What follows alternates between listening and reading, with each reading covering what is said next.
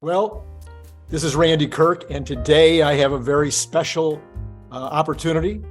I was just telling Brian, my guest today, that I intend to be the next Lex Friedman. And if you believe that, I've got a bridge up there in San Francisco near where Brian lives that I'd like to sell you. Anyway, I'm going to do an interview today with Brian that'll be a Lex Friedman style interview. We want to get to know Brian. I think, Brian, this is going to sound like I'm stroking you, but I think you're a treasure to the Tesla community that people don't know about. And so I want them to understand who you are, your background, why they should follow you, why they should pay attention. So that's the goal today. So very quickly, Brian Wang is one of the authors of our book, The Elon Musk Mission.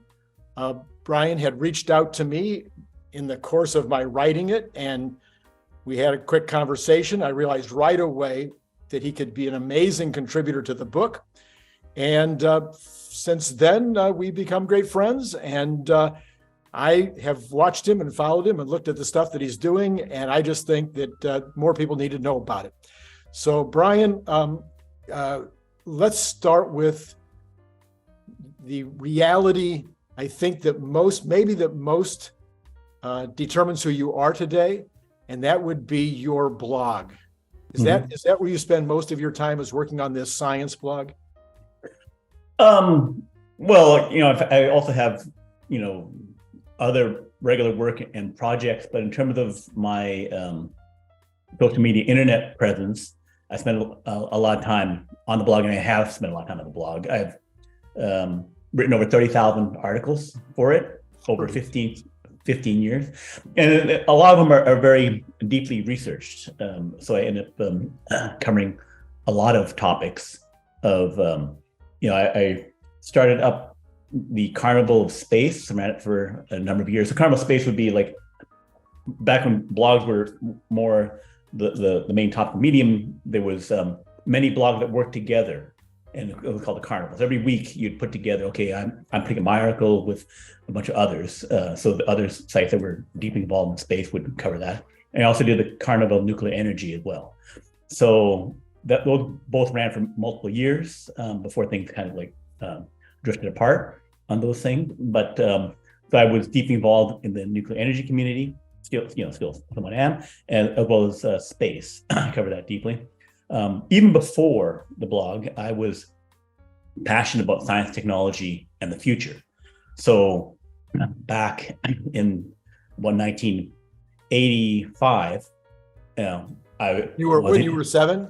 When I was in university, undergraduate, I participated in the Canadian Honeywell Futurist contest to predict things 25 years into the future. And that essay, got me second place in Canada. So I was always, going to the library, looking at trying to figure out what's going to happen with the future. So I was always passionate about that. And the blog became a manifestation of where I could express that passion. All right. And for people who would like to go check out the blog, and I think everybody should, if you're all interested in the future, if you're all interested in science, it's called the NextBigFuture.com. Yes, correct. Okay. And there's all different categories, a lot of different categories that you can explore depending on your interests. And again, many of them are deeply researched and provide a thorough examination of a topic in a blog style. So, okay, now let's go way back. All right. So when you were 12 years old, what did you want to be when you grew up? I think I may have briefly thought about being a plumber. but just because I thought, the economic model seemed interesting, but then I realized, hey, I have to work with crap all the time. So that's good. So pretty early on, I wanted to be involved with computers. Even when I was 12, I had started doing computer science in grade 9, so probably about 13 or something like that. The first computers, like I think maybe a Commodore PET in grade 9 or something like that, and then coming to use those machines. And I also went to the university. My dad was a math professor, so every 7 years he'd go to a different university and different city. So normally we're living in Regina, Saskatchewan, so we went to Delaware, and I went to Delaware University, and they had the Plato supercomputer.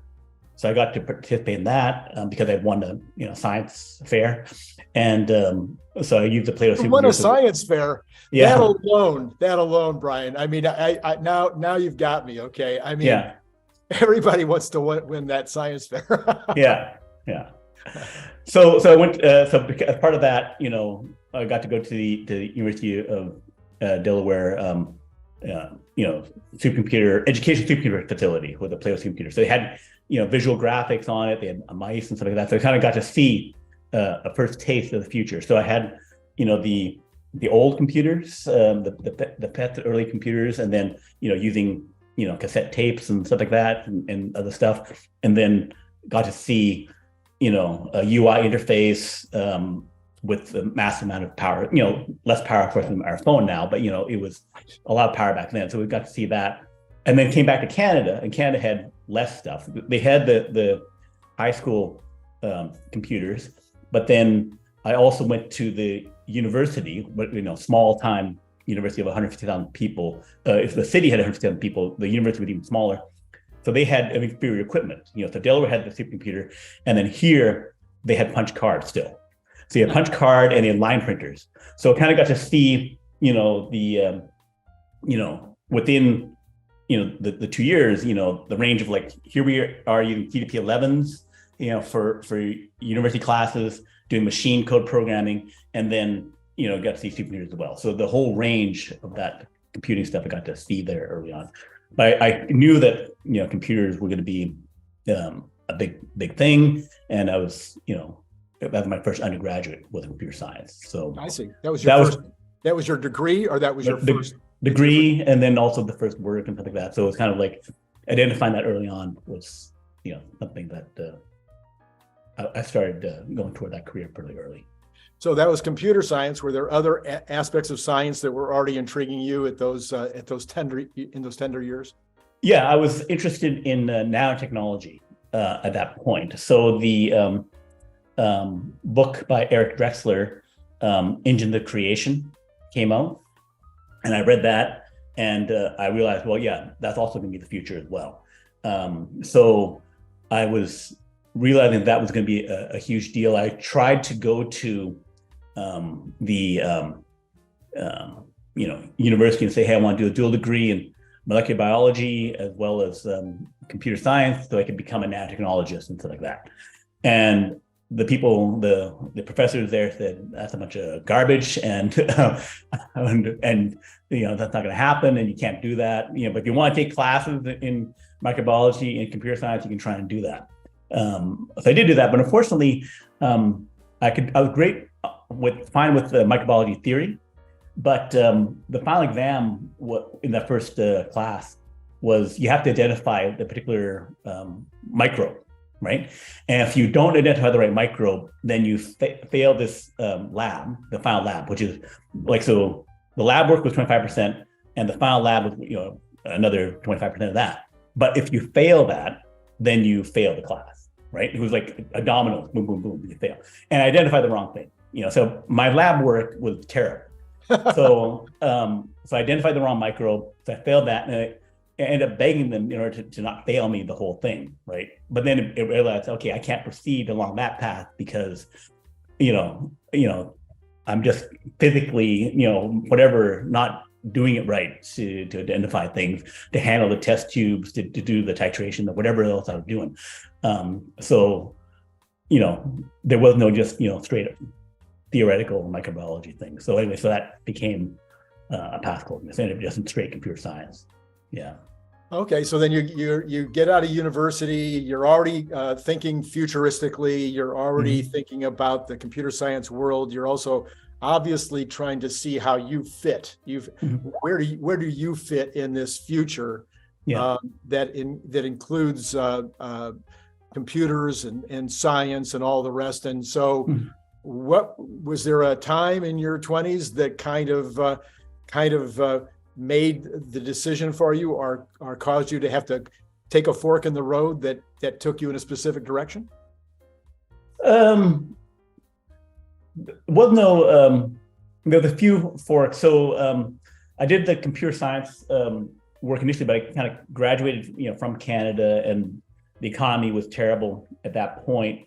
So I ended, well, not terrible, it was not particularly great. And so the jobs and stuff like that weren't particularly good. I actually graduated quite young because I was,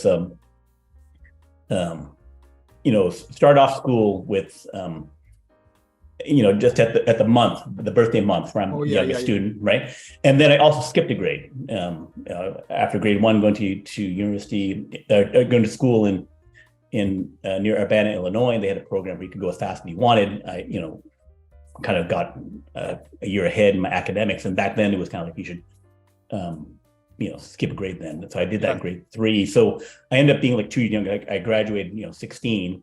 And then, in high school, and then, still proceeded to do that in university. So then, anyway, so I did computer science work, but the jobs I had weren't particularly good because I hadn't selected kind of like the right companies to work for and stuff like that, and hadn't distinguished myself there. So then I decided I need to go back for a business degree, so an MBA. Mm-hmm. So I did that in University of Calgary. So I worked at a job, and then also did my MBA degree. So also, but go back to undergraduate, I did co-op. So I did work and so study 4 months, school 4 months. So it's kind of thing where I had no debt, and I kind of graduated because it was a very cheap university in Canada. And then doing this extra work made it easy to accumulate some, to have no debt and pay off the classes. It was like $400 a month, for nice per semester, and the books cost more. So same thing for my MBA. I got that, just did work and then did evenings doing the MBA. So I came out of that with the MBA, and again the job market wasn't great when I got my MBA, and then my uncle contacted me, said, okay, there's work here in Taiwan where you could be a manager. So you're not. Are you from Taiwan originally? No, you're mainland, right? No, well, my parents were mainland, but I was born in Canada. I was born in Canada. So then I that was a fork in the road where Asia was kind of hot, and then also the chance to actually apply my MBA was a good thing. So I went to Taiwan, and then worked for a company that was a subsidiary of the French insurance company AXA. So the company there did automotive and travel assistance, so a call center. So I stood up the call center in about a month and got it working 24/7, had to make some software and stuff like that. And then did that for 8 months before getting transferred over to the Hong Kong regional office there. So we got international exposure for a career. I did that for about 2 years. And then 1996, I had been getting emails from my brother saying, hey, he moved to Silicon Valley, and saying, the work here is fantastic. The internet stuff is great. Make so much money, getting raised every time, switching jobs and stuff like that. So in 1996, April, I said, okay, end this Asia stuff. And then I flew to San Francisco. The next day, went into the startup that he was at, who did hotel reservations, and then got a job right away from that. So then 96 until 2002 or something like that, rode the internet wave, doing a series of work there. So did you get in, were you caught up in the bubble? Did you get, were you with the right or the wrong startup in 2000? Well, I was there as a consultant, so I didn't get the shares in the company. That company was, the hotel reservation stuff got taken over by Expedia and stuff, where they would buy all of the extra capacity at hotels and stuff like that. Mm-hmm. So it was the big capitalization players that ended up winning. The company that I was at again, ahead of shares, but they end up going through multiple funding rounds where the leadership was really good at raising money. But the operations of it were difficult and challenging. So they ended up being bought by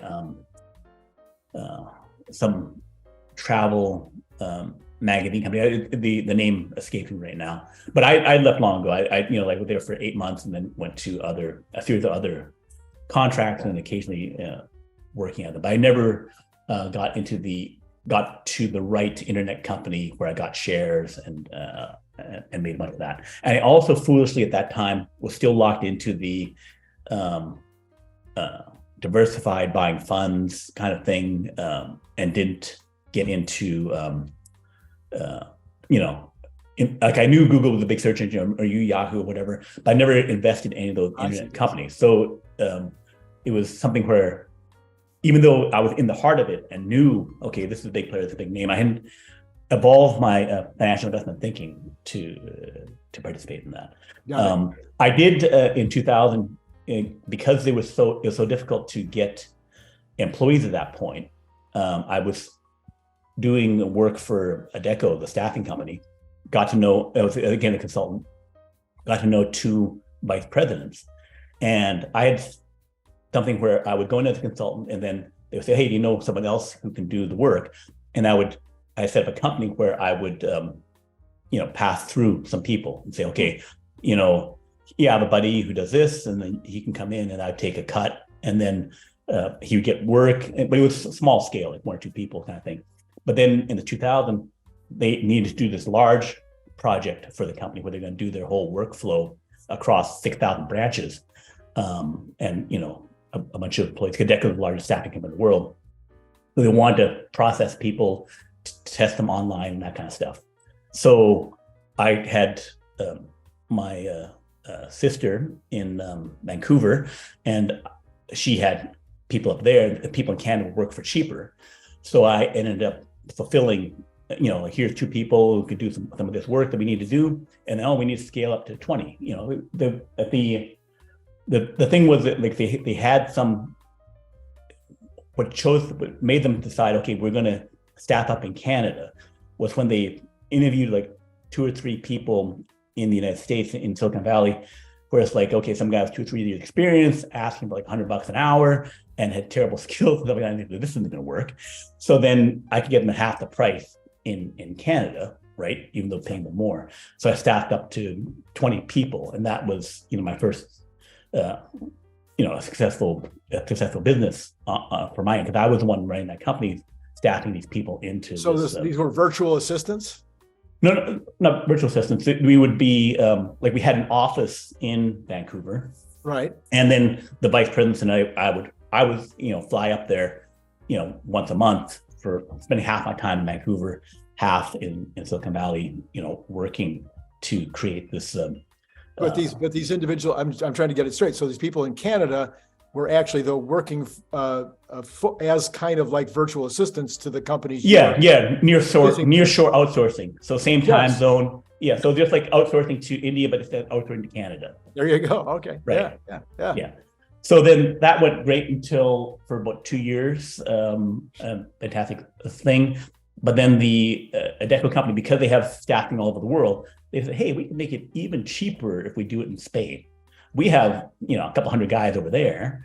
And so they went from, half the price in Canada to another 30% off by going to Spain. So I had to transfer that business over there. But it was 2002, and I couldn't replace, I had these great workers who did, fantastic stuff, agile development. And, but then there was, the dot bomb had already happened, right? Yeah. So we were 1 year into that when this all, shifted over. So then I couldn't replace the work, and they went back to more regular consulting and stuff like that. So so that was another change. Yeah. So somewhere along the line, and you've and I've had conversations about this, but I don't remember exactly. There's a point at which you do start a company that becomes pretty successful. Well, that was the one that was the one my most successful. Okay, and so coming out of that, you go back to consulting, or what happens next? Yeah, I go back to individual consulting. Got it. Right. Because I even though I could do the work, it was kind of difficult for me to sell people that it was, if someone knows me for a while, Brian's competent, he knows his stuff, or he has all these things. But in the course of in an hour interview or something like that, it's difficult for me to convey, okay, I know all these things and I can be competent. I can also lead, hire, manage, and do all this kind of stuff. But it's difficult to sell that. At least for me, I found it difficult to sell that up to that point. So, like I got those vice presidents to follow me. It was like they knew me for 6 months. And, oh yeah, he knows stuff, and then actually he can deliver and all this kind of thing. So when they give him the opportunity, then I can deliver and stuff can happen. But it was just selling was more difficult. So had you by 2002, had you started to do anything with regard to your futurism, with your thinking about the future in terms of professionally and or avocationally? I didn't start the website until 2005. Before that, I did some other websites where I was writing for like a guy who had the wireless.com domain and stuff like that. Or I did some blog with websites with the technology that I had, from that company where we set stuff up with like our own tools and stuff like that. But when had to get rid of the servers and do some stuff like that because of the .com thing. Right. I then set up on just simpler blogger.com on 2005 and started getting that to happen. So that was when I really started I was still always interested in studying it and doing stuff, but I wasn't writing it, as a thing. And then in 2005, that's when I really started the main blog, what is NextBigFuture at that point. So was it successful right away? It took few months to kind of catch hold. It also wasn't called NextBigFuture back then, it was called Advanced Nanotechnology, where I was writing about that because I was going to the Foresight Nanotechnology conference. It was kind of a community that was focused on the vision of molecular nanotechnology being a thing. So that was big from 1996 or 8, something like that. I was joined right when I got to Silicon Valley because that was where extracts and all the people were gathering. So I met a lot of people who were deeply interested in the future. So from 1996 onwards, I was participating in that group. They kind of peaked out, I think, around 2002, 2003, something like that, because money that was supposed to go to molecular nanotechnology, at the federal level, ended up going to the entrenched players, Intel, because there was some backroom deal where I think Al Gore and Clinton ended up giving the money, like a few $1 billion to established universities and stuff to say, okay, Richard Smalley, Nobel Prize winner, you say you can do all this stuff with carbon nanotubes, or Intel, you have small features on chips. We'll define anything smaller than 100 nanometers to be nanotechnology. And so all the money went to established players and didn't go to people with big visions. 100 nanometers, atoms are at 0.1 nanometers. And then if you shrink things down to, like, say it's 1 meter, right? Then something that's 100 nanometers by 100 nanometers by 100 nanometers is like a giant baseball stadium, right? So it's a baseball stadium relative to a dishwasher being a cubic meter, right? So the difference in scale was that kind of like a million times off. Anyway, so then, and we now, of course, don't have like a nanotechnology. We have it, carbon nanotube and graphene and stuff like that, but it was not the vision of making mechanical systems and stuff like that. So it's been a lot slower because they did not put the money into it. People could say, "Oh, it didn't happen." It's because you didn't invest in it, right? So there is some investment now, and we can go to that later. So I think that the more advanced stuff is coming. There is electronics that's, I can go into all those details, but it's happening slower than people would have had hoped. But yeah. But anyway, so I was involved in that other stuff, futurist stuff, meeting with futurist people, and then I started writing about that in 2005. So I had that base of 7 years working with them, and then was writing that, and also then branched off into more topics as the advanced technology kind of stalled out. It was less to write about. Just saying, okay, yeah, there's some companies do some small stuff. I was looking at what was the bigger things for the future. The branching out in that topics, and I changed the name of the blog to NextBigFuture and looked at all aspects of technology in the future. So the blog, did that the combination? You'd already had a by this time a decade or more of networking in a lot of different ways with regard to the scientific community and in terms of your career, but also in terms of this nanotechnology group, university, et cetera. So did the blog just enhance that networking thing? Did you need to be now reaching out to top leaders in all these different categories? Yeah. So it got pretty successful within 6 to 12 months. Got to maybe 1,000 people per day going to the site, and got to pretty steady state of like say 500,000 or 1 million views per month, and so that was, and then I also had some advertising on that, so that was a good side income that probably could make my monthly mortgage payment. So it was, and it happened. So I was still working. I was doing this part time. So I didn't commit to that. I did it part time for the next 12 years. So sorry, I kind of lost train of thought. So what was your? So was this? So did this create a lot of networking with? Yeah. So a lot of networking. So I would then interview all kinds of people, like people who are doing, CEOs, CTOs of scientists of things. So that was part of it. So of the 2,000 articles I read a year, 50 might be related to interviewing or featuring CEOs and CTOs and that kind of thing, or scientists on particular topics. So yes, it was something where people would reach out to me to cover it, because I was one of the top, independent science technology websites. So I did get to cover that kind of thing. So was there some point in that 10 years or so that Tesla came onto your radar screen? So or Elon? Yeah. So both SpaceX and Tesla were things that I tracked closely. Probably SpaceX more than Tesla because of the groundbreaking nature of the SpaceX rockets and that kind of thing. So it wasn't wasn't much to write about until the Falcon 9 became successful, and then you have the regular launches, and then you started the reuse stuff. So I tracked that closely. Tesla, it was the electric car company, so you'd write about it, but it wasn't as clear a thing of like, okay, it's gonna become mass market and stuff like that. So if you're looking at the Roadster and stuff like that, it's interesting. It's like a Lotus, sports car or DeLorean, something like that. It was very high priced. So the vision of it's going to become cheaper and cheaper, I had not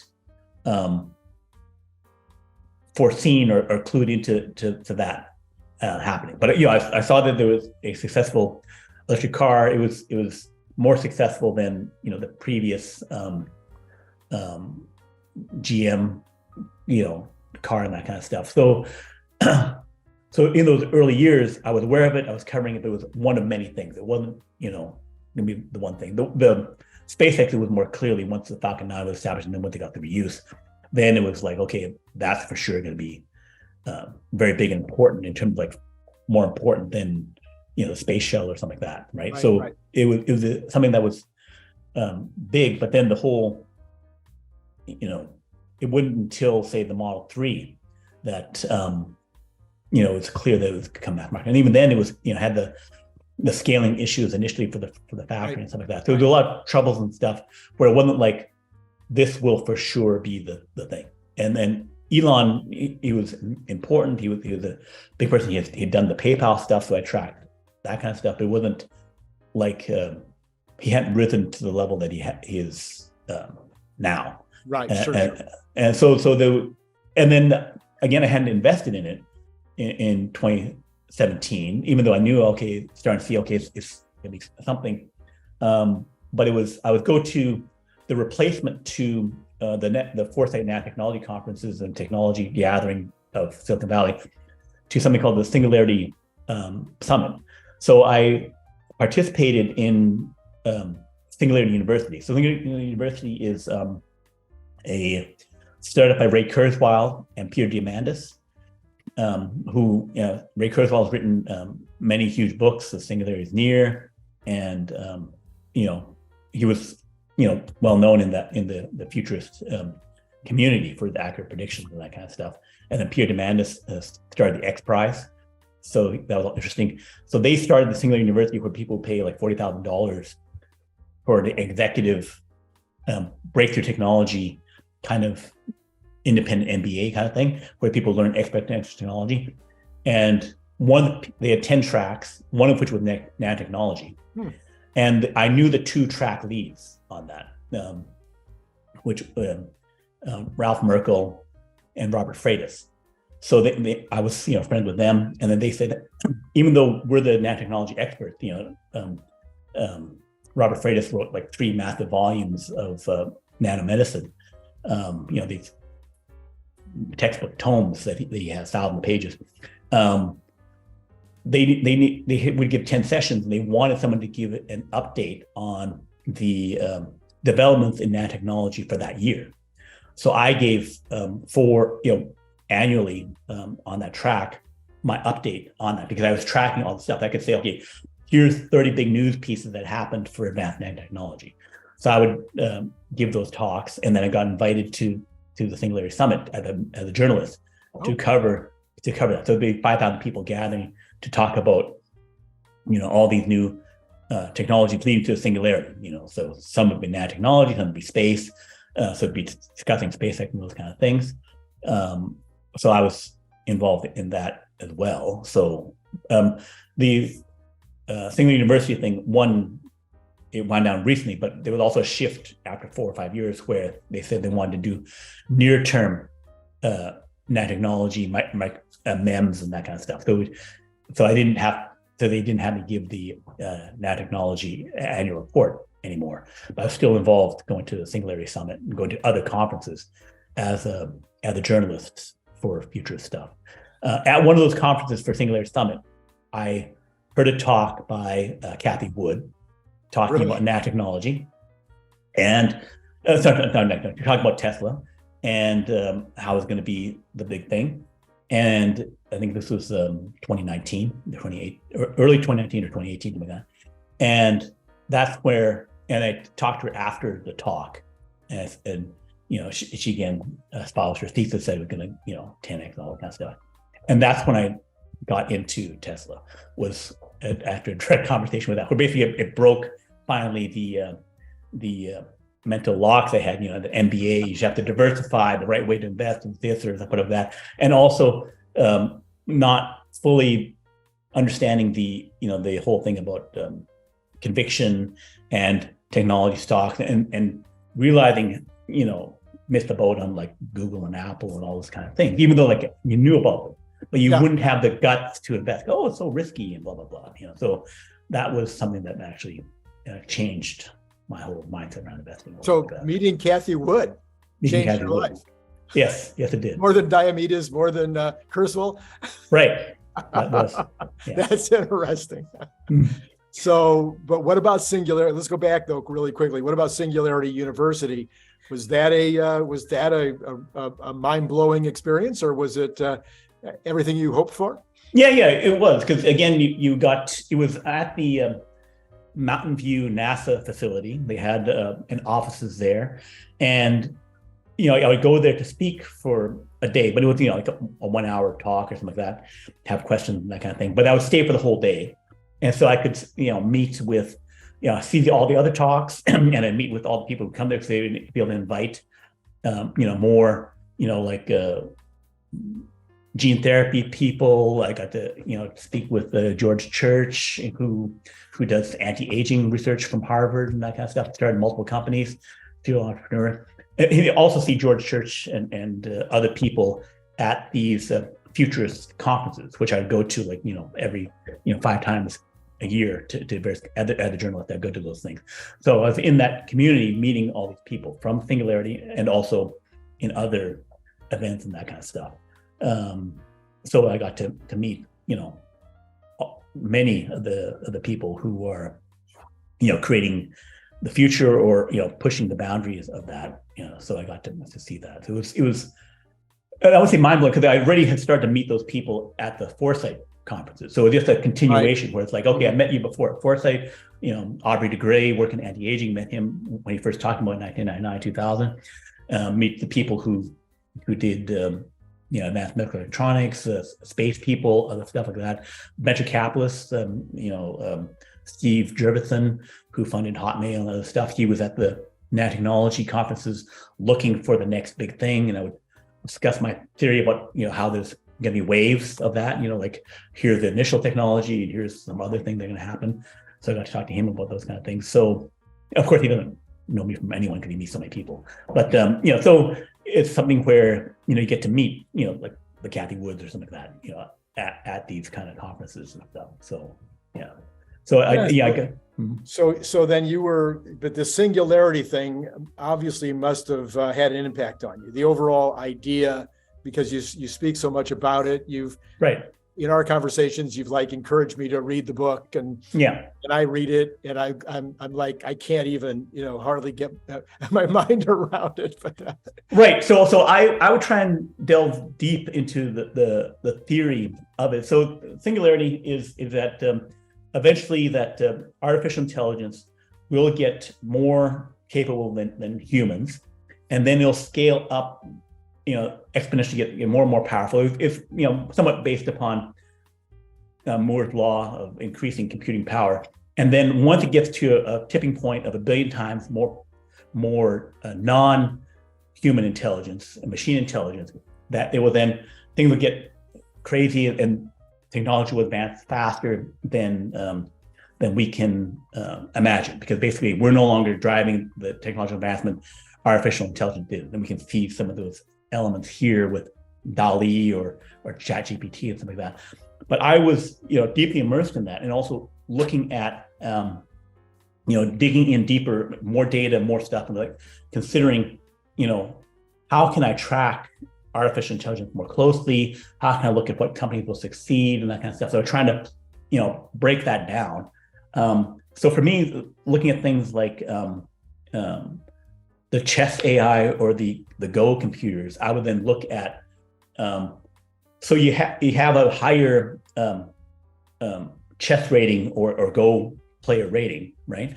And what does that mean? So what it means that fine, the AI will win now all the time in chess. Like the simplest chess thing on a phone can beat Garry Kasparov or Magnus Carlsen, something like that, right? But what does that mean? So the ELO rating is say 4,000, 4,400 for the best chess thing, right? And if you have and the humans are at 2,800, 2,900, right? So there's 1,500 point gap. Every 400 points means that you have like a 1 in 4, 1 in 8 chance of winning. So if I have 400 points over you, 2,800 versus 2,400, then if we play 10 matches or 9 matches, I win 9, you win 1, right? So then it's not that you can't win, but it's just become more and more difficult.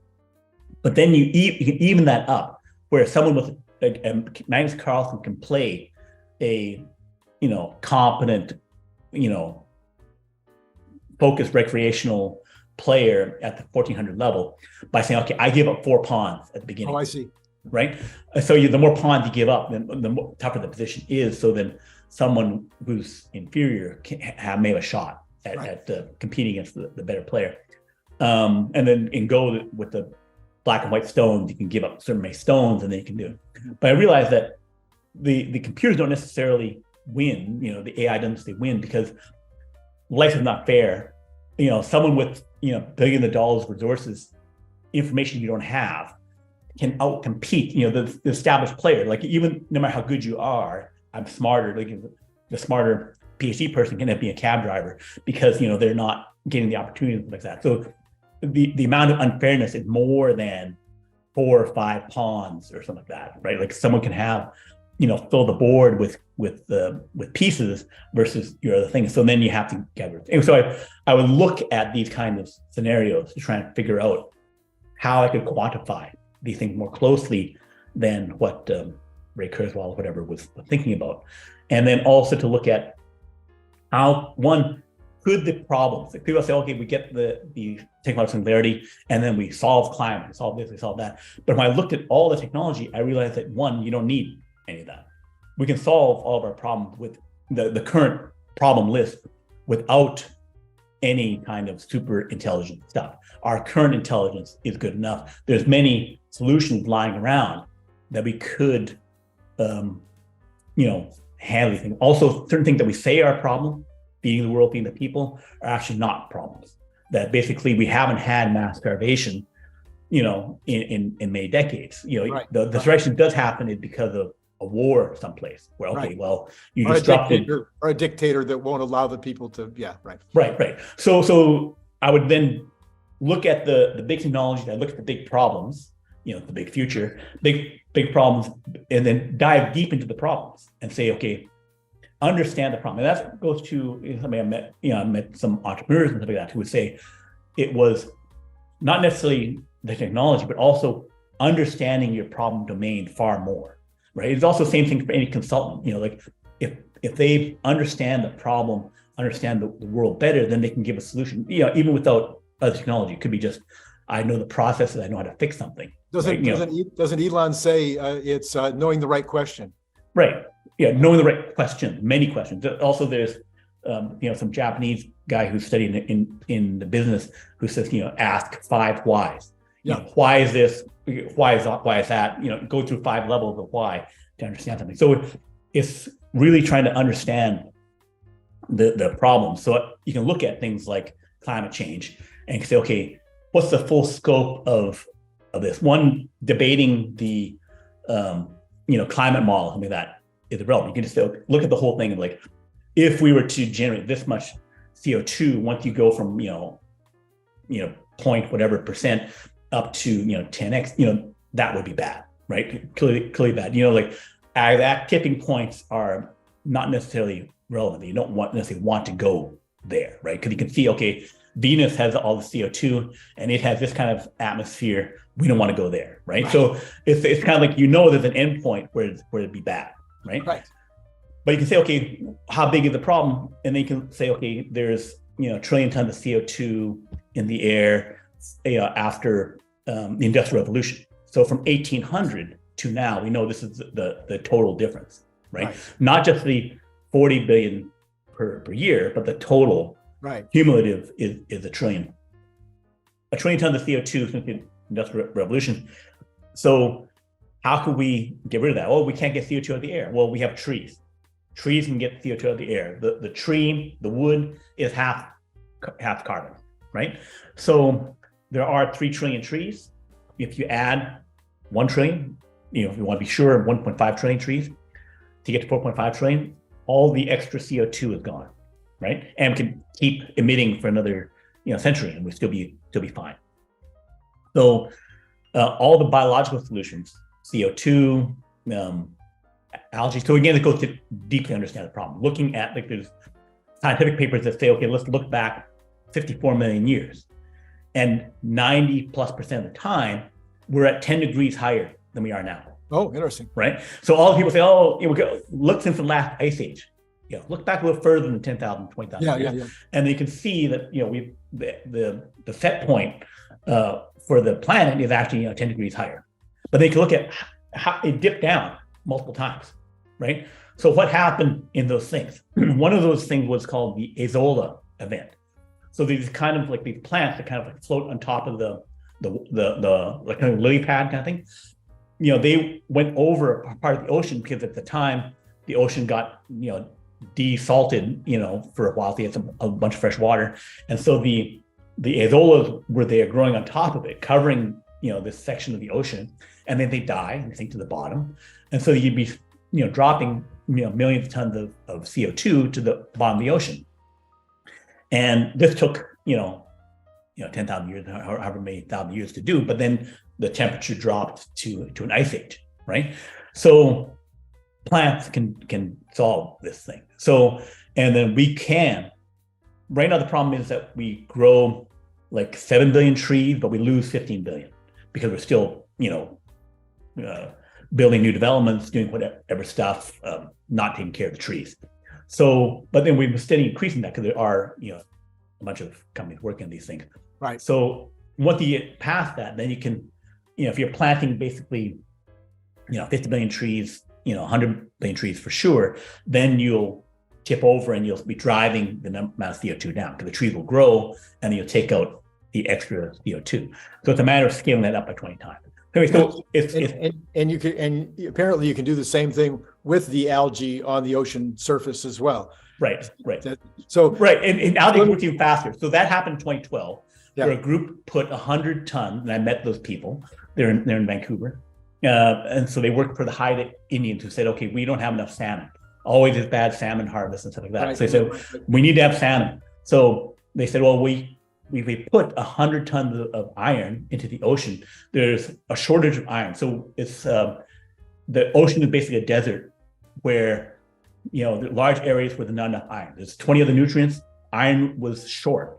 So if they put in, like they salted the thing with iron, then the algae, oh, great, iron, and stuff like that, they're plankton. And so they grow, you have an algae bloom. Algae bloom weighs 10 to 100 million tons. It's there. The person who was on the boat was saying, oh, it's like the fish were all over, hopping around because there's so much algae, so much food for them, right? And so, for a week or so, it was visible. NASA saw it, the algae bloom from space, and then it sank. It was at the mouth of the Fraser River that they did it because they chose a location where the fingerling salmon would come out. Sure. And so then normally 90% of the fish die, right? Because they get eaten by other things and stuff happens and they always starve, right? But if you have this massive algae bloom, then you have a surge in fish. So what happened in 2013? The 1-year-old fish went up by 10 times, right? What happened in 2014? The 2-year-old fish went up by 10 times. What happened in 2015? The 3-year-old fish went up by 10 times, right? So instead of 6 million, 8 million, you had 80 million. So then the price of salmon dropped, right? Because there was this surge of fish, right? So that worked, but what happened? The UN said, hey, you didn't follow our rules. You didn't get permission to do that. Yes, the Indians, the native Canadians, they have the right to do that because they have their land and blah, blah, blah. But hey, we want to control things. And you can dump plastic all the live long day into the ocean. But if you actually dump in iron and create an algae bloom to feed the fish, that's a bad thing. So that they haven't repeated that. They do some smaller tests at small scale, but they are holding back from doing that, even though it clearly worked. So in other words, what's your so I'm gonna see if I've got what you've said so far. Mm-hmm. I'm gonna really simplify it here. So we have the technology and the brain power right now, probably to solve almost anything we would attack. I mean, eventually, even the famous we could cure cancer, but much smaller issues like overfishing. We can solve by potentially doing something like this iron at the mouth of the river, which you've just shown worked. Yeah. But the only problem that we're up against is not ecology. It's really just humans doing stupid stuff that get in the way. That's right. Of having solved so many of these issues. Right, and also not looking at the bigger picture, like why is there this iron deficiency in the thing? Right. So there's two main processes for getting iron to the ocean. One is the dust blows off of the land, right? So basically you fertilize land with water and you fertilize the ocean with the dirt, right? So in the early 1900s, and particularly where I grew up, they had the Dust Bowl, right? Where dust would blow off because you didn't handle that stuff. So then after the Dust Bowl in the prairies and in Kansas and stuff like that, they figured, we got to plant trees, we got to do stuff to conserve the topsoil and stuff like that. So you're reducing how much iron is going into the ocean, right? Okay. And then the other thing was that through the 1800s and 1900s, we were before we had petroleum, we got oil, for lights and stuff like that from whales, right? So we're killing the whales, right? So you kill 90-some% of the whales. So whales, what they do is they go down, a few hundred feet. They eat the iron-rich material, that plankton and stuff down there, and they come up to the surface to breathe, and then they also defecate, poop up there, and they had iron-rich poop, which would create a mini algae bloom.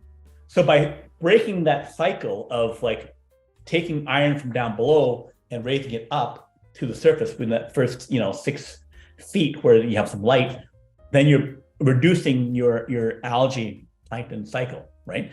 So everyone knows we had this whaling thing where we killed a bunch of the whales, right? And then there was also this Dust Bowl thing, where farmers changed their thing to conserve topsoil, right? And then you reduced how much iron goes in the ocean, right? And so we can't change things, we're just restoring it to what it was, right? Because basically, going from Canada around Newfoundland, on the Atlantic thing, when the first ships came over after Columbus, the settlers came over, there was something called the Grand Banks off of Newfoundland, right? Which was all this fish. When they get off the big sail ship, they go onto the rowboats, there'd be fish hopping into their boat, right? Because there's so many fish, right? So the fact that we're at the reduced levels is because of, breaking these cycles. So again, understand the problem, understand what happened, looking over larger timescales. So like, okay, this explains the situation and why we need to restore it. It's not like, we're, doing something unnatural by taking iron. We're just replacing the whales. Sure.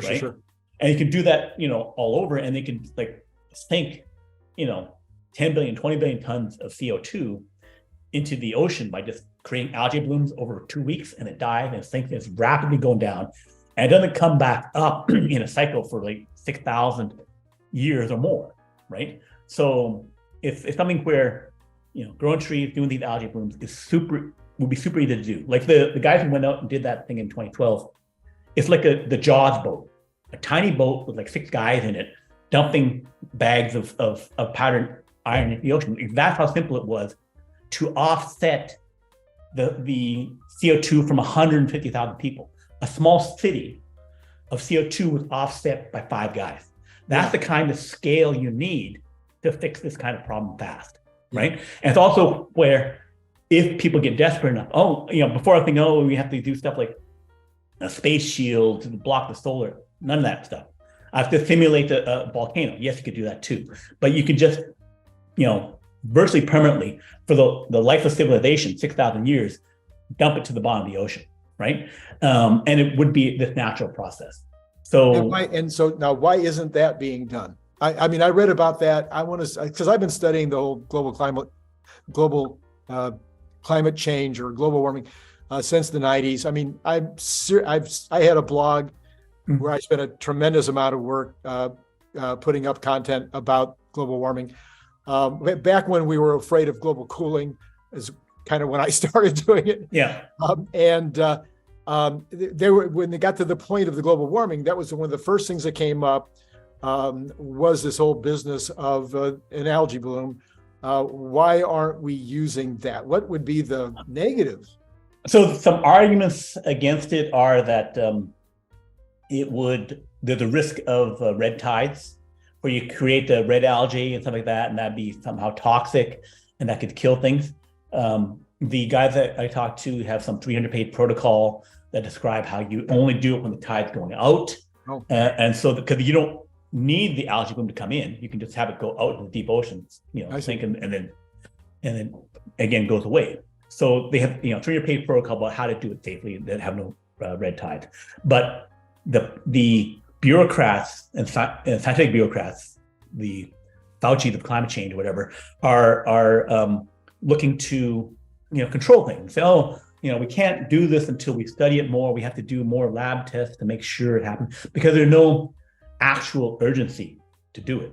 And also there is some economic incentive where basically tens of billions of dollars a year go into the climate change industry, right? Where you have academics doing stuff. So it's like, there's an economic incentive to let the crisis continue, right? Yes. So there's no thing for that. And then also on the fossil fuel industry side, they have this thing in Weyburn where they in Canada where they have a plant for absorbing CO2. So not doing trees, they have this industrial plant with Right. CO2 scrubbers and blah, blah, blah. Right. That, we took 1 million tons of CO2 out and it only cost us $1 billion. Please give me another $1 billion and I'll take out another 1 million tons of CO2.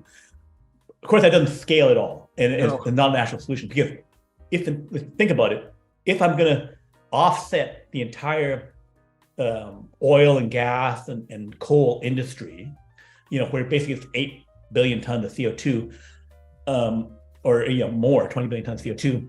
What do I have to do? I have to make a reverse pipeline. I have to make the pipelines coming up now take the oil out of the ground or take the whatever natural gas out of the ground and take it to the plant. I then have to capture it all as efficiently as possible, and then I got to take a reverse pipeline and put it empty and put it down back to the ground, right? So I have to make that at scale, and I got to spend like trillions of dollars to do it. So the people who are doing say, I'm saying, my test plant making $1 billion a year because you're doing that. And by the way, instead of sticking back in the ground, I'm using the CO2 for enhanced oil recovery. So I'm using the CO2 to generate more CO2. Right. Hey, I've got this fat treadmill going, but hey, eventually we'll catch up. No worries, right? So there's all kinds of money interests that would say on the fossil fuel side, hey, I want to solve CO2 in the most expensive way possible, right? In a way that doesn't work out in any way. But hey, you gave me $1 billion already, give me another $1 billion. And then there's guys in the academic side who's like, oh, yeah, let me study climate change and make some models and say how terrible this is going to be. Hey, give me another grant for a few $100,000, and with $1 million other studying this thing. Hey, we all want employment, $200,000, and have a little lab thing for $1 million or whatever, $10 million. So there's all the interest in actually not solving it, or solving it in a way that they make money. Make money along the way. Mm-hmm. Right. Yeah, because you mentioned a few minutes ago trees as well. Now, I haven't spent nearly as much time studying the tree side of things as I did the algae side of things, but the tree side of things. What is the limiting factor there in terms of planting? I know there's these organizations that are planting millions and millions of trees, but what's the limiting factor that keeps it from being done in 5 years instead of in 40 years? So it's the speed with which you plant the trees. It's also that if you try and do it in a not thought out way, then or you think I just have so much money, I'm just going to plant a tree and then not take care of it. Oh, I see. Mm-hmm. Then the tree can die, mm-hmm. right? Especially if you don't pick the right seed. It's like, okay, I'm in this location, and what tree will I plant and do that kind of stuff. So it's been difficult to scale up. Like China had this thing where they have several things where they do the industrial scale solutions where they say, okay, we're going to plant all these trees. So one, they have a bunch of people do it, and then they say, oh, it's too slow. Because you need to plant, lots. Billions of trees, right? So right now we're at 7 billion, right? But so that basically means we're planting, 20 million a day, right? Mm-hmm. So that, how many trees you need like 20 million people, whatever, to plant one tree properly, something like that. Or you need to have like at least, maybe through 20 trees, you need 1 million people. So it's some difficulty scaling up to it. But then, so China would have low flying planes, mm-hmm. and they create a seed packet. Okay, we'll produce these seed packets, a bit of dirt, make it a pointy cone, and let's just drop it into the ground, right? So one bunch of the cones would break on the surface and they don't plant at all. And then when they do plant, they try and do it at, say, the edge of the Gobi Desert or something like that, right? One where it's like a bad place to plant trees because trees are already dying, but I'm going to plant them again anyway. They're dying there. I'll just plant them more there. So all the plans are not totally thought out. We only got 2%, 5% of the trees to take, right? So, the trying to do it at scale has a bit of a problem when you just think about that. They do have drones now where you can plant more closely. take a bit more care into sticking the thing in there. In theory, it can go like 100 times faster. But, obviously there's issues, right? One, you have to make the right seed packet and do some stuff. But it is making progress, but it has to overcome the negative 15 million from us doing other stuff. It's like, okay, I'm still hitting myself in the face. I have to, do the other thing to improve stuff. But, while I'm hitting myself in the face 15 billion times, I'm doing this other thing to block those shots and eventually offset. So there's a bit of, getting past that point. It'll work. It just has to get past a certain scale. Sure. My solution on that is that we have agriculture, right? That's been around for a few thousand years. And we know that food is one of the most important things. Clearly, if we don't have food, everyone dies within a few, weeks, right? So it's more important than the climate thing, because you could die sooner from it, right? Okay, it's true. But, we used to have 80%, 90% of the people farming, right? And then we dropped down to, less than 5%, 2%, right? Some places did it earlier, some places did it later. China only did it in the 1960s, where they went from high levels of farming down to less, right? Because it was the most important thing, and then we finally got more efficient. Right. So the whole, we need to change the whole economy, world economy, in order to solve climate change. No, we just need to have 2% of the people in an efficient way addressing the climate change, and actually should be the farmers, right? So we need to double or triple the efficiency of farming, and then have them have half the land for growing trees, and they should take care of it, right? So the farmers should become foresters, half farming, half foresting, right? And how can you do that? Well, China is making greenhouses at scale. They made some greenhouses with bamboo poles or aluminum poles and some plastic sheeting. So that's kind of like greenhouses that were in the more crude form. And they did that for over 3 million hectares, about, 6 million acres. So about 10% of their farming land. Wow. And they already did that. They like 5-10 years ago, and they did that. And so now they say, the last 3 years, they've been saying, okay, let's make better greenhouses. So the one with the plastic, or glass kind of greenhouses, and they're making those at scale. They'll make 2 million hectares of that, so that we can get half of our food from greenhouses, which are 10 to 20 times more efficient per land area. So 1 acre of greenhouse of the better kind is at least 10 and maybe 20 acres of open farmland. Wow. And it also uses 10 times less water. Right. So China is proving this at national scale.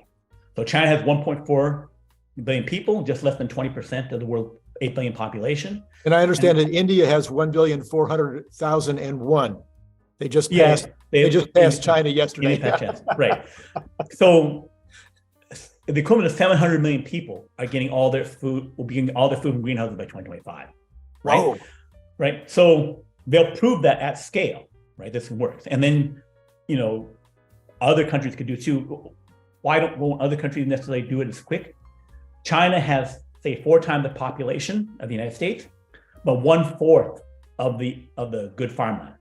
Right. So the 16 times difference, 4 times 4, 16 times difference. So by having 10 times more efficient, they can have more food security. Right. And also by putting greenhouses, you can also, although we went up a degree, some wrong weather, something like that, I control the indoor environment. Yeah. So then that it ensures food security. So there's that way to do it, or I can do it with better seeds. They have super crops where they have fields of better seeds. So that's the normal process of getting the production up, where we're at the Green Revolution, we're at 3 times the productivity of the old seeds over 50 years, fertilizer and irrigation. So you can just do it the regular way to get to double or triple the efficiency, but want to get ahead of it where I can convert half of the farmland to tree farming. And then the issues of, we didn't take care of our trees, we kind of did it half-ass. If you do it as this is an industrial thing, we're going to take industrial farming, make it twice as efficient, take half the farmland and do industrial foresting, right? And also, can take the extra wood, because wood is also still holding carbon. Sure. I can take more of that for other things. So increase that stuff. So if I make it a commercial thing and say, okay, we will have half our farmland do it, that would ensure that the trying to do it with 1% of the people and flying planes and drones and dropping it and like, is this a problem or not? If it's something we want to fix, then make the money, get the thing happen, double up the farmland efficiency and grow the trees, have the farmers take care of it, pay them to do it, make the conversion happen. And then, it's not a question of, we kind of did it with charity groups and trying to have them grow charity, the $1 tree thing. And then they try to hire, 50,000 people in Ethiopia or something like that to grow some trees and that kind of thing. And wow, that didn't work so well. We only got, 10-20% of the trees we wanted. What went wrong? Yeah. Because you're not actually trying to do it. Yeah. Right? Yeah. So. Well, okay. So I know that you and I are working on our next book. So I started with the Elon Musk method, which talked about his capabilities, his skills, et cetera. Then we worked on the Elon Musk mission, which is now selling like crazy. And so if you want to get a copy of the Elon Musk mission, and the method's still out there too, you can buy that as well. But you and I are now working on the next version, which is the Elon Musk magic, the coming age of abundance. And so the whole thing, and this is your idea. This was your idea for the third book. Yeah. And what we've been talking about here is how the idea of the singularity doesn't ever actually need to happen. I think I'm getting you right here. We don't ever actually have to get to the singularity, but the concept of the singularity, if you back that up a little bit to right now, we pretty much have the technology we need to get to the age of abundance rapidly. Right. We've got Tony Seba and Kathy Wood, a couple of my people that I follow like crazy. We got Elon Musk. We've got a number of folks out there, Kurzweil, Diomedes. I mean, there's a bunch of folks out there, I think, that are similarly thinking that we might be on the verge of hitting some incredible abundance within a decade. Energy too cheap to meter, transportation at 25 cents a mile. You won't own a car anymore because the robotaxi will come get you. All kinds of food being made in greenhouses that will be 10 times the crop yield per acre, et cetera, et cetera. So all of these technologies that we've been talking about, that you've been studying now for years and writing about for years in your blog and now your YouTube channel as well.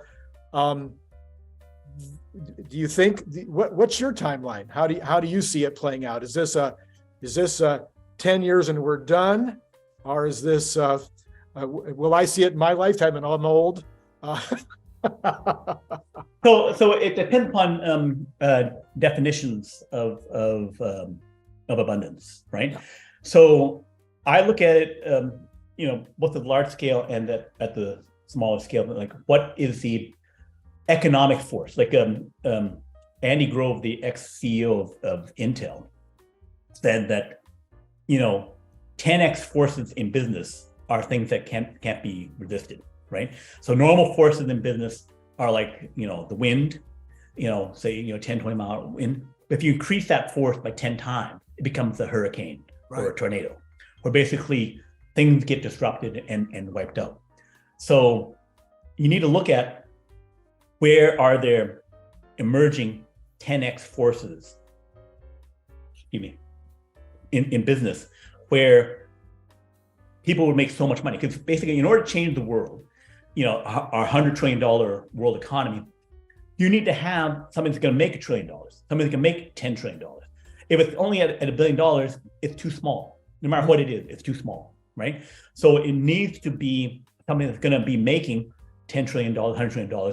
Like the emergence of the Industrial Revolution increased the world economy by 100 times, right? If you roll back to 1860s, 1870s, we're at $1 trillion, right? Adjusted for inflation, all that kind of stuff.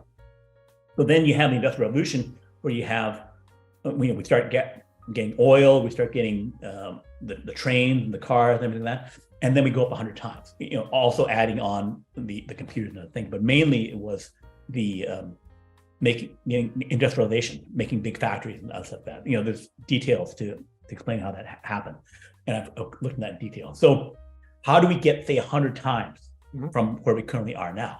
So then you need to get to a quadrillion, go 10 times a quadrillion dollar economy, and then 10 quadrillion dollar economy.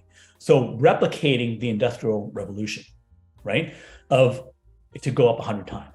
So how do you get to that, right? So how you get to that is that you need to have the transportation and energy become 5-10 times more efficient, that 10x force, right? And that's where I see things like the Tesla Semi that we just introduced being the beginnings of that.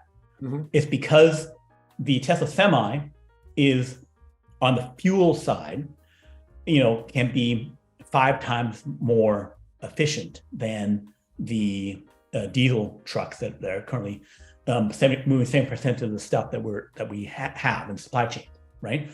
So because if you drive 100,000 miles at 6-7 miles per gallon, which is what happens when you're moving 20 tons worth of stuff, then you're using 15,000 barrels per day.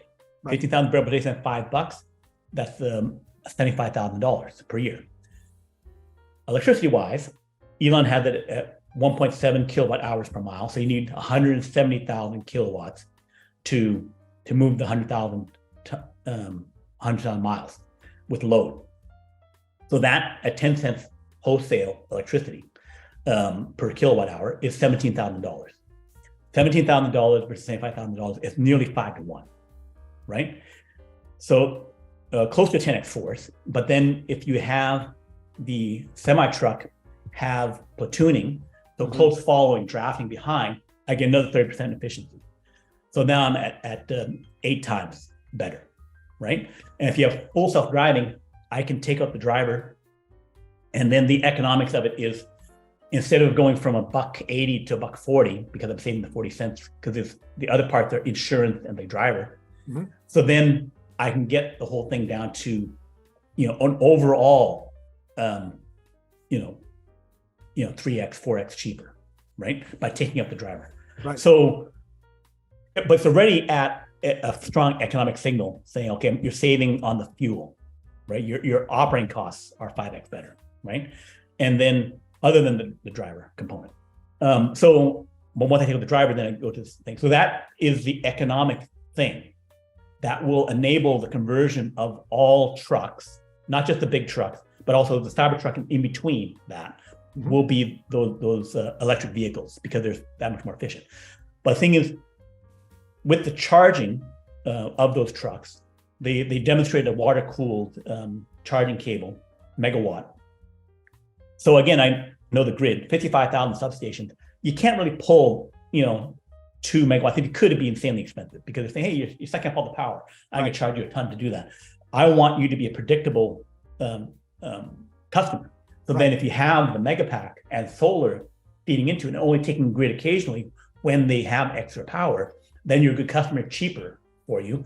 And basically you need like 1 Megapack and a Costco solar per a Costco roof.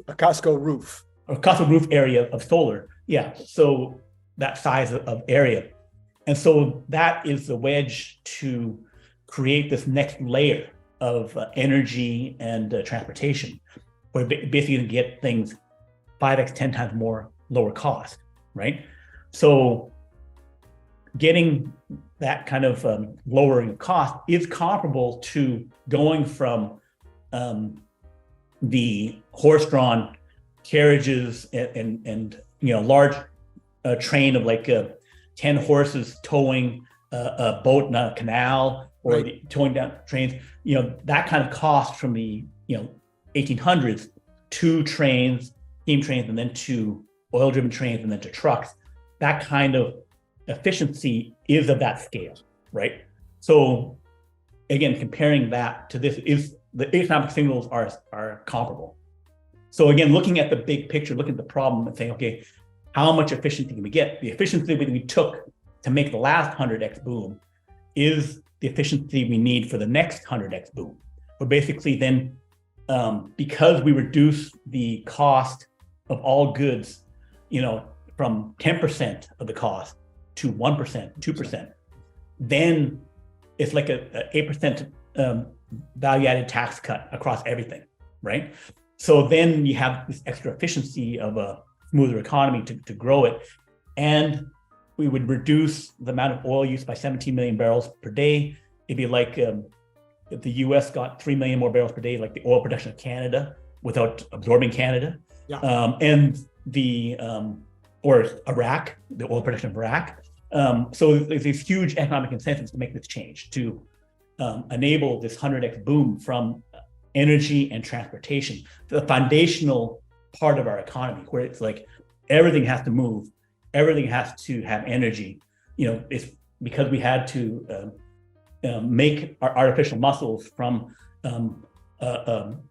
shovels that can move 100 tons, right? We have these superpowers, but via energy and stuff like that. So yeah.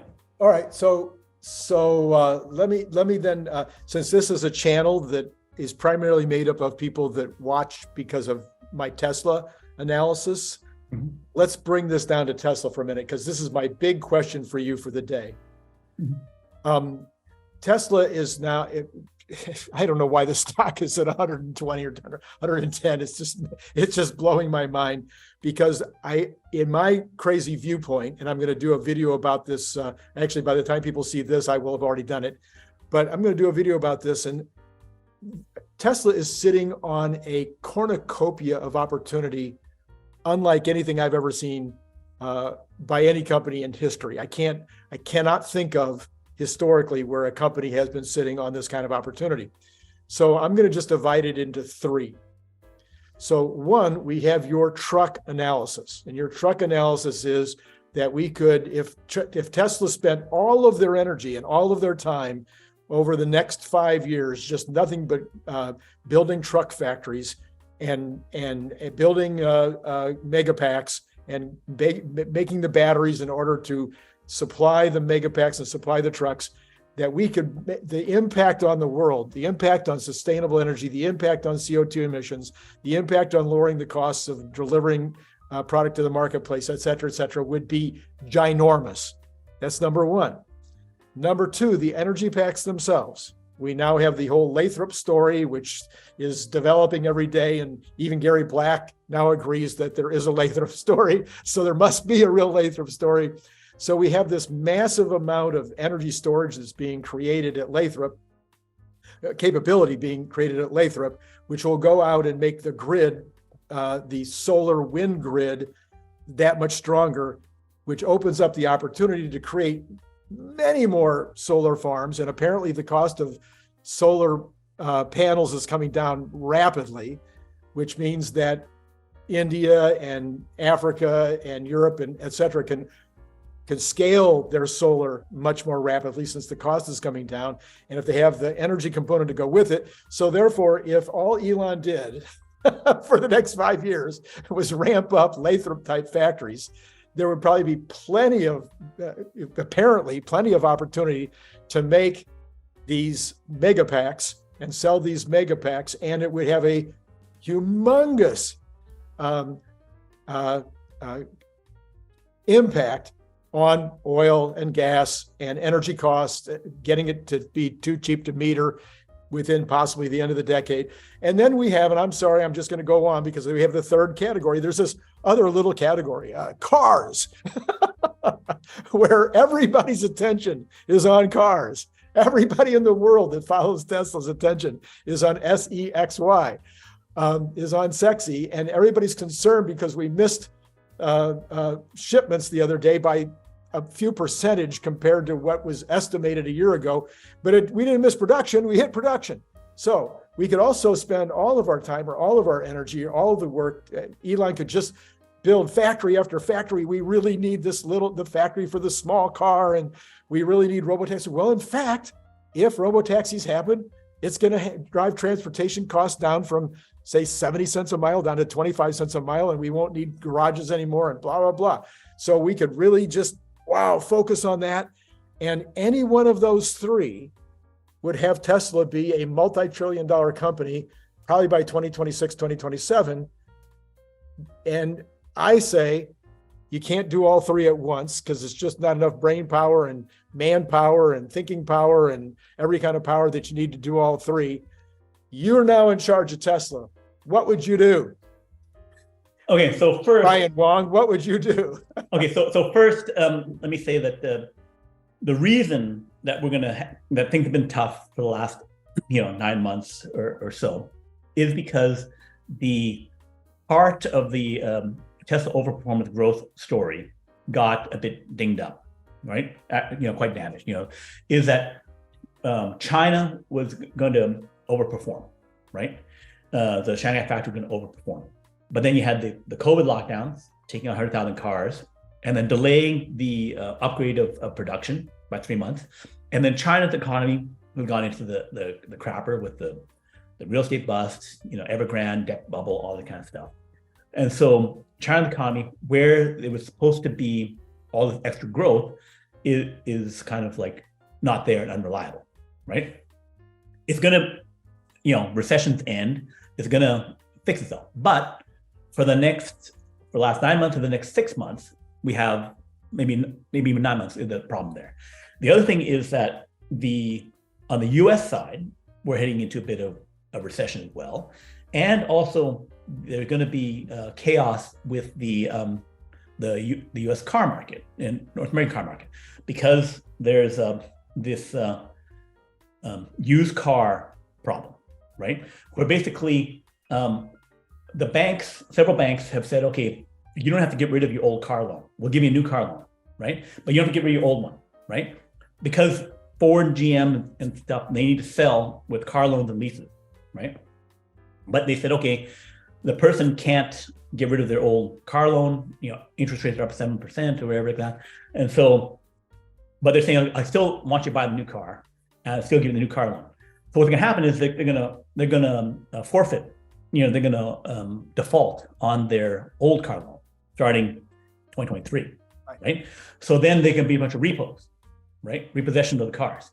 So then that will drive down the cost of used cars even more, because hey, the bank doesn't want to hold the used car, they're going to get rid of it. So, and also because the unable to finance thing is they couldn't get the value because the used car prices already dropped from inflated prices the last 2 years. Prices were unusually high because of supply chain, to below their loan value, right? And also their end of term lease or whatever like that. So they're upside down on their car loans, which is why they end up, doing this refinance thing.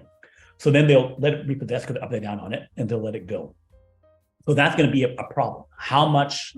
Don't know, but it's a potential problem going into this summer. So there's a bunch of, all the near-term stuff is still bad news. One, the Fed fighting inflation, interest. So there's a bunch of stuff that's beating things up. But Tesla has $20 billion in cash. They have all these other technological advantages. They'll ride through it and come out the other side. The things about the semi-truck and the battery charge, I detailed all those cases. But later has to scale to the 40 gigawatts for that to have this bigger advantage and at the margin. If Gary Black gives us half of that, saying, okay, you'll get 20 gigawatts, which is $10 billion for the year, but only get 20% margin on it. He said that's 0.5, 50 cents per share, right? So he's projecting $5 or $5.50, $5.70, and then we add another 50 cents. So that's helpful, that's 20%, and they can start, we start modeling that in, right? Until they prove the margins, right? Until they get the scale, and installing those things takes time, because these big shipping containers need to have a cement foundation. You don't get to recognize the revenue until you stick it out there, install it, and connect it, and turn it on to the grid, right? So that's the same thing with my power walls. So until they turn it on, doesn't count. So it takes time to get it there on site, stick it onto the big platform, because it weighs, 6 tons, 10 tons, whatever it is, right? So there's this delay. So it will happen, but for the next few months, it may not show, and they have to show enough to overcome all this negative noise, right? All this stuff. Brian, you got down into the weeds. Man, yes. I gave you the opportunity. I put you into the chairman's seat. Okay. I made you techno king for the day. And all I want to know is, what should I do now? I'm not even talking about next week or next year. Should I split up my efforts into the three categories equally? Should I go crazy with energy storage? Should I go crazy with trucks and let some of this other become less? What would you do, Brian? You're okay. So I'm technical king. So basically, I would be pushing on the semi trucks and the supercharging, mega charging battery storage, right? So I'm making supercharged. I'm adding in the mega chargers. I'm doing it myself as well as with whatever customers. So I push that all out as fast as possible. Once I get close to, like 20 gigawatt hours, 5 gigawatt hours per quarter, I expand that factory and I start the next one. I think they can just expand the current factory up to 80 gigawatts or 200 gigawatts without making a new factory. So I would do that, and I would push hard on not just a semi, but also a Cybertruck that's class 4. So a class 4 Cybertruck, they said that a Cybertruck could carry 3,500 pounds on top of it, right? Not just towing 14,000, but putting 3,500 into it. So if it weighs 6,000 pounds and you have 3,500 pounds on it, that's 9,500. I need to get my carry weight up another 6,000 in order to get to 15,000 pounds total weight vehicle and cargo. Then it classifies as class 4, right? So that's a medium truck. You reinforce the bed of it in order to do some stuff with suspension, other things to toughen it up to handle that extra load, dumping some more batteries into it. The advantage of that is that California and New York are getting $60,000 to $100,000 per class 4 truck. So they can, and there's other things up in Canada, other places for class 4 trucks. So by going into this no competition class 4 area, then I guarantee, 10,000 new things, and also, build up the mega charging network.